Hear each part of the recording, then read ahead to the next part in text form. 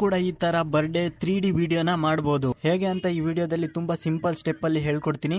ಈ ವಿಡಿಯೋನ ನೀವು ಸ್ಕಿಪ್ ಮಾಡ್ದೇನೆ ಕೊನೆವರೆಗೆ ನೋಡಿ. ಈ ವಿಡಿಯೋಗೆ 100 ಲೈಕ್ಸ್ ಬರಲೇಬೇಕು. ಲೈಕ್ ಮಾಡಿ ಸಪೋರ್ಟ್ ಮಾಡಿ. ನೀವೇನಾದ್ರೂ ಈ ಚಾನೆಲ್ಗೆ ಹೊಸದಾಗಿ ಬಂದಿದ್ರೆ ಈ ಚಾನೆಲ್ ನ ಈಗಲೇ ಸಬ್ಸ್ಕ್ರೈಬ್ ಮಾಡ್ಕೊಂಡು ನೋಟಿಫಿಕೇಶನ್ ನ ಆಲ್ ಮೇಲೆ ಕ್ಲಿಕ್ ಮಾಡ್ಕೊಳ್ಳಿ. ಈ ತರ ವಿಡಿಯೋ ಮಾಡೋದಕ್ಕೆ ನಿಮ್ಮ ಹತ್ರ ಇರಬೇಕಾಗಿರೋ ಮೆಟೀರಿಯಲ್ ಗಳು ಏನಂದ್ರೆ, ಫಸ್ಟ್ ನಿಮ್ಮ ಮೊಬೈಲ್ ಅಲ್ಲಿ ಅಲೈಟ್ ಮೋಷನ್ ಅನ್ನೋ ಅಪ್ಲಿಕೇಶನ್ ಇರಬೇಕು. ಎರಡನೇದು ಪ್ರಾಜೆಕ್ಟ್ XML ಫೈಲ್. ಇದನ್ನ ನಾನ್ ನಿಮಗೆ ಕೊಡ್ತೀನಿ, ನೀವು ಇದನ್ನ ಈಸಿಯಾಗಿ ಡೌನ್ಲೋಡ್ ಮಾಡ್ಕೊಬಹುದು. ಡೌನ್ಲೋಡ್ ಮಾಡೋದು ಹೇಗೆ ಅಂತ ಮುಂದೆ ಹೇಳ್ತೀನಿ. ಅಲೈಟ್ ಮೋಷನ್ ಅಪ್ಲಿಕೇಶನ್ ನ ಓಪನ್ ಮಾಡ್ಕೊಂಡು ಟೆಂಪ್ಲೇಟ್ ನ ಸೆಲೆಕ್ಟ್ ಮಾಡಿ ಅಪ್ಲೋಡ್ XML ಫೈಲ್ ಅಂತ ಇರುತ್ತೆ. ನಾನ್ ಕೊಡೋ XML ಫೈಲ್ ನ ಇದರಲ್ಲಿ ಅಪ್ಲೋಡ್ ಮಾಡಬೇಕು.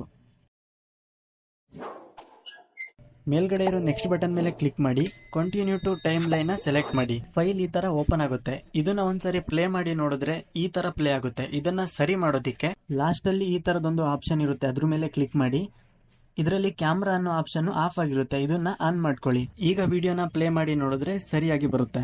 ಈ ಪ್ರಾಜೆಕ್ಟ್ ಫೈಲ್ ಅಲ್ಲಿ ಸುಮಾರು ಲೇಯರ್ ಗಳಿರುತ್ತೆ. ನಾನು ಹೇಳೋದನ್ನ ಮಾತ್ರ ಚೇಂಜಸ್ ಮಾಡಿ. ವಿಡಿಯೋ ಸ್ಟಾರ್ಟಿಂಗ್ ಅಲ್ಲಿ ಡೇಟ್ ಮತ್ತೆ ಮಂತ್ ಬರುತ್ತೆ. ಇದನ್ನ ಚೇಂಜಸ್ ಮಾಡೋದಿಕ್ಕೆ ಈ ಲೇಯರ್ ಮೇಲೆ ಕ್ಲಿಕ್ ಮಾಡಿ, ಎಡಿಟ್ ಟೆಕ್ಸ್ಟ್ ಮೇಲೆ ಕ್ಲಿಕ್ ಮಾಡಿ. ಡೇಟ್ ಮತ್ತೆ ಮಂತ್ ನ ಇದರಲ್ಲಿ ಚೇಂಜಸ್ ಮಾಡ್ಕೊಬಹುದು. ಎರಡನೇ ಚೇಂಜಸ್ ಇದರಲ್ಲಿ ನೇಮ್ ನ ಚೇಂಜ್ ಮಾಡಬೇಕು. ಮುಂದೆ ಹೋದ್ರೆ ನಿಮಗೆ ನೇಮ್ ಅಂತ ಒಂದು ಲೇಯರ್ ಸಿಗುತ್ತೆ, ಅದ್ರ ಮೇಲೆ ಕ್ಲಿಕ್ ಮಾಡಿ. ಎಡಿಟ್ ಟೆಕ್ಸ್ಟ್ ಮೇಲೆ ಕ್ಲಿಕ್ ಮಾಡಿ. ಯಾರ್ದು ಬರ್ತ್ಡೇ ಇರುತ್ತೋ ಅವ್ರ ಹೆಸರು ಇಲ್ಲಿ ಹಾಕಿ ರೈಟ್ ಮಾರ್ಕ್ ಮೇಲೆ ಕ್ಲಿಕ್ ಮಾಡಿ.